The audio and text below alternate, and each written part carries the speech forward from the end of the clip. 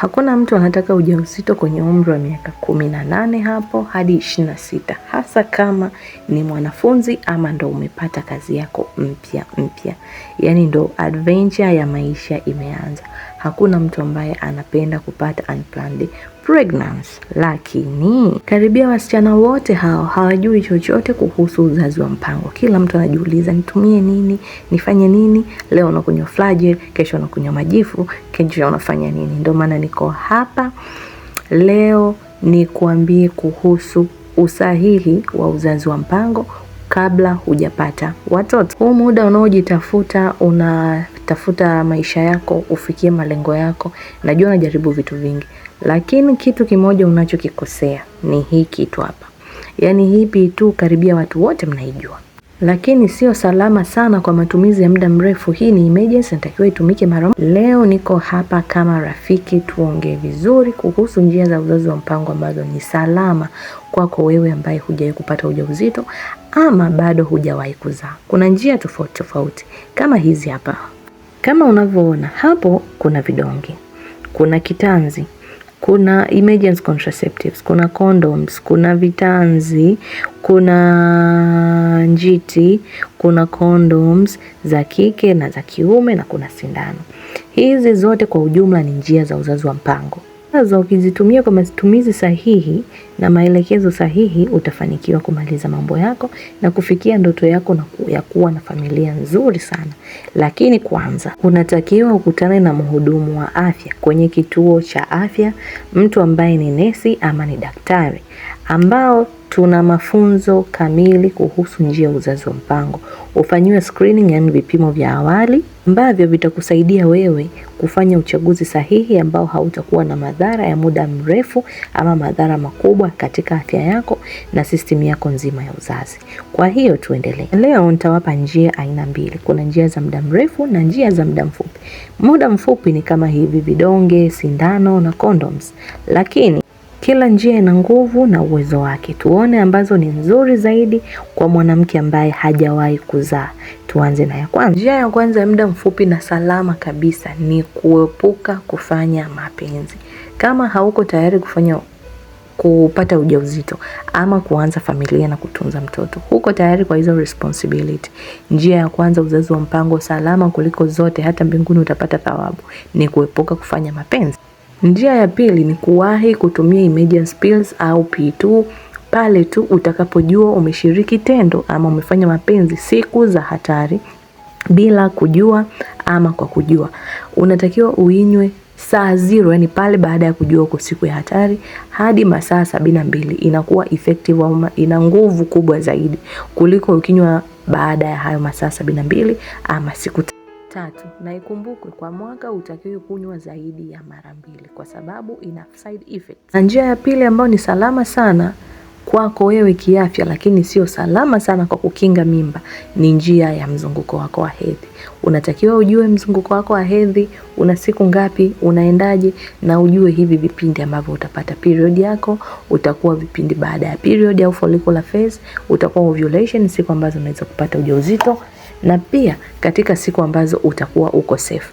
Hii pia ukiifanya itakusaidia pia kutrack mzunguko wako wa hedhi, utakuwa msafi mara zote, na video ipo hapo. Kwa hiyo unaweza kubonyeza link hapo chini uangalie video niliyoweka hapo ujue kuhesabu mzunguko wako. Kitu kingine ni hichi hapa. Huyu bwana mkubwa ni mzuri sana hata kwa age za miaka 18 hadi 26 kwa sababu inakuwa inafanya unaua ndege wawili kwa jiwe moja, itakukinga na mimba kama haitapasuka. Hizi ni kondom za kike na za kiume pia zipo, japo rahisi sana ni za kiume na watu wengi wanatumia za kiume.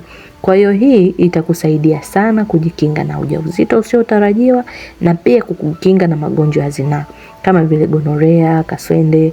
Sometimes mtu anaweza kawa pia amebeba HPV na wewe hautaipata kama utatumia kondom yako kwa usahihi. Na bonus inayokuja na kondom ni kwamba haina madhara. Hata in case kondom ikibaki ndani, mtu anaweza kuitoa kwa vidole visafi vizuri tu. Pia nyingine ni hivi vidonge. Vidonge vingi vya mtu ambaye hajawahi kuzaa, ambaye hanyonyeshi, vina rangi fulani, alafu chini zile 7 zinakuwaga za rangi nyekundu, ambazo unatakiwa unywe siku ambayo unakuwa uko period. Na hizi dawa advantage yake ni kwamba popote utakapoamua kuacha, uwezo wako wa kushika mimba unarudi kwa urahisi. Lakini pia utakapoacha wakati una uwezo wa kupata mimba, utapata mimba yako vizuri kabisa. Lakini utashangaa nimemiss kidonge siku moja. Of course, hata siku moja ukimisi hii dozi inaweza ikasababisha ukapata ujauzito.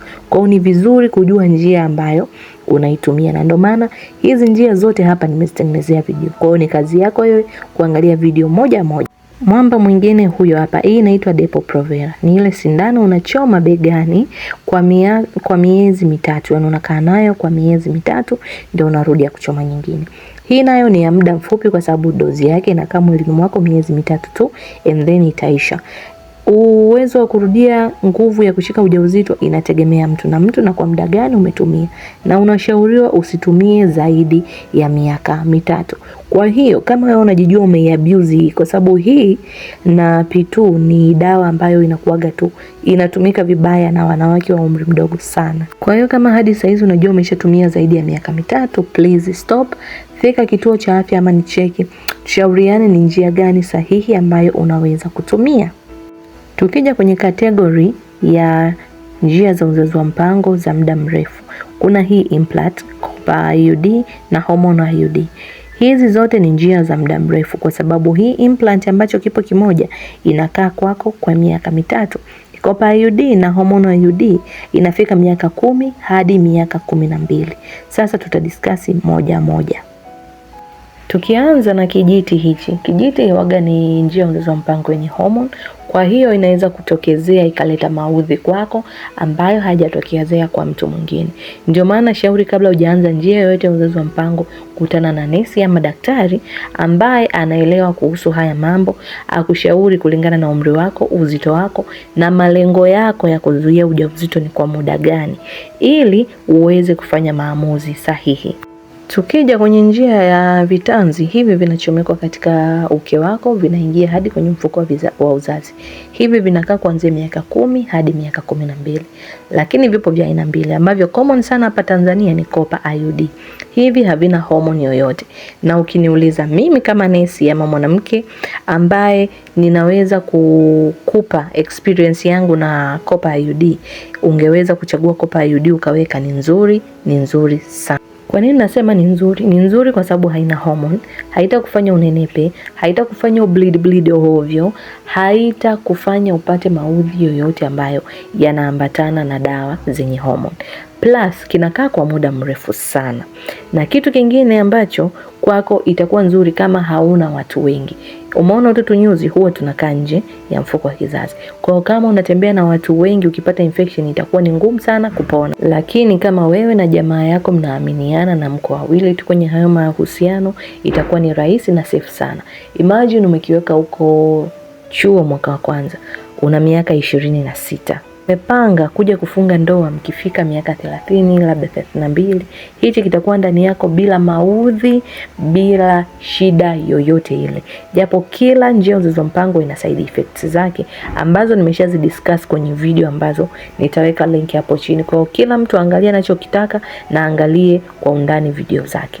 Kwa hiyo hadi hapa natumaini kila mtu ameona ni njia gani ambayo anaweza kuitumia, na kwa undani zaidi kama nilivyosema, angalia link hapo, bonyeza video ambayo unaihitaji kuangalia, ujue kwa undani, uweze kuenjoy maisha yako utakapokuwa tayari kuwa mama. See you.